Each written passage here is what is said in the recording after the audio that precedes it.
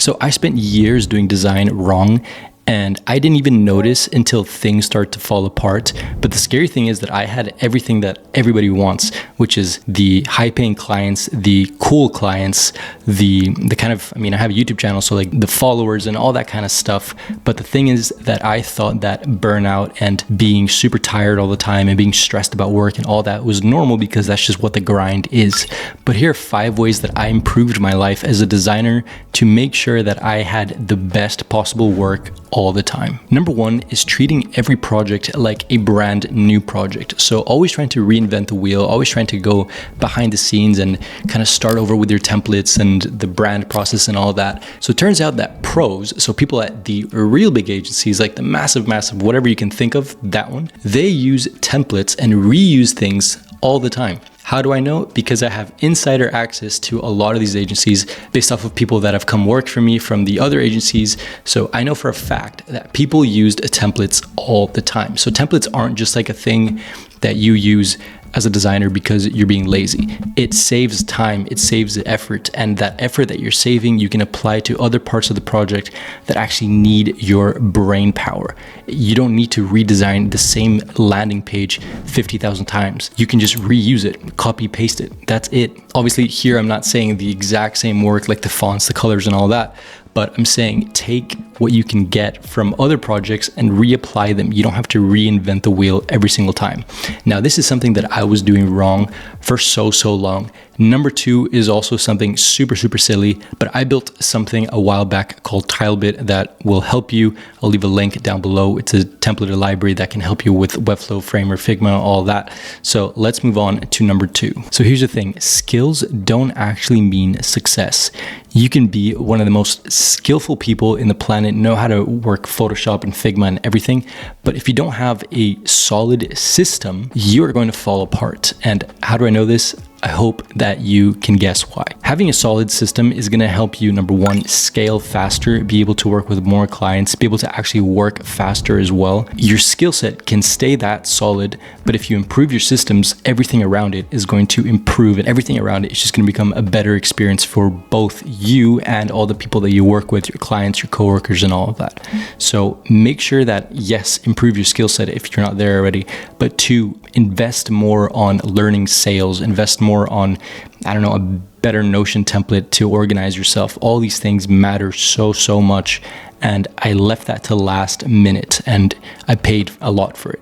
So number 3 is also going to be in that category where you work harder and harder instead of working structured. Working 12-hour days doesn't guarantee that you're going to succeed more. If you're charging hourly, then fantastic, but how long realistically does that last? How long can you actually work 12-hour days until you implode? In my opinion, the race to success isn't just about working more and more, obviously. It's about being smarter with how you work. It's pretty similar to running a marathon. If you start off with a sprint, you're gonna burn out in 10 minutes, and everyone who's actually planning for the long term and trying to go slowly and trying to just take their time with the endurance and all that, they're the ones that are actually gonna finish the race. So you worked 12-hour days, 15-hour days, you're just pumping, you're just gonna crash in 10 to 15 minutes. You need to be able to work slowly, solidly, have endurance for the long run, because if not, design is a game that you just need to outlast everyone else and stay in the game as long as possible. You want to be that guy that's 50 years old and you have your own agency because you stuck to it and you did a slow growth over time. You don't want to just burn out the first week that you try design, because there's no point in that. You want to stay in the game for a long time. All right, let's talk about number 4, which is clients don't actually want creativity. What they do want is clarity. So what do I mean by that? When a client comes to you, it's because number 1, they don't know what they're doing and they're hiring a professional. And number 2 is because they kind of are scared in a way of this problem that they have. So say, for example, that they need a redesign. Why do they need a redesign? Is it because their sales have tanked? Is it because they lack the confidence to actually show this website to potential buyers?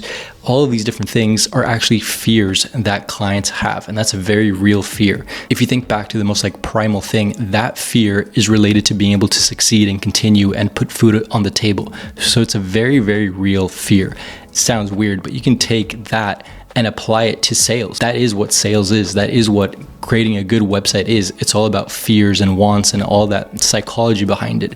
So clients don't actually care about how creative you are and if you got an A+ in art class. What they care is about you being a solid professional, having clarity in your systems, being able to produce quality work and get the conversions higher, make sure that the landing page is now something that they can show buyers, because without that, then they don't really care about you. You know, everybody is sort of selfish in that way. They need to hire you for the outcome that they need, not necessarily for you to feel good about you being a designer.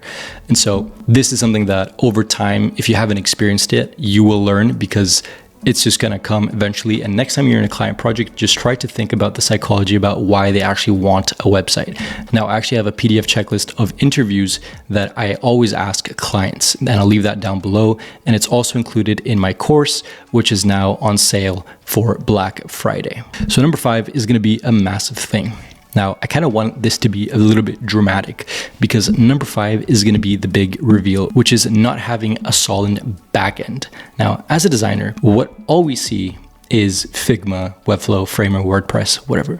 What we don't really think about is how the finances work behind the scenes, is how organizing all the projects, is how we're organizing our invoices and all that thing and all that stuff. Now, unfortunately, I learned this one the hard way. Invoices and paying your taxes and all those things are super, super important. Now, I did pay my taxes. I don't want you guys to think that I didn't, but being organized with all these systems, if you don't have a solid way, it kind of sits in the back of your mind and it doesn't really let you think about the work, because you're sort of anxious about, you know, can you pay rent next month if you're in that place?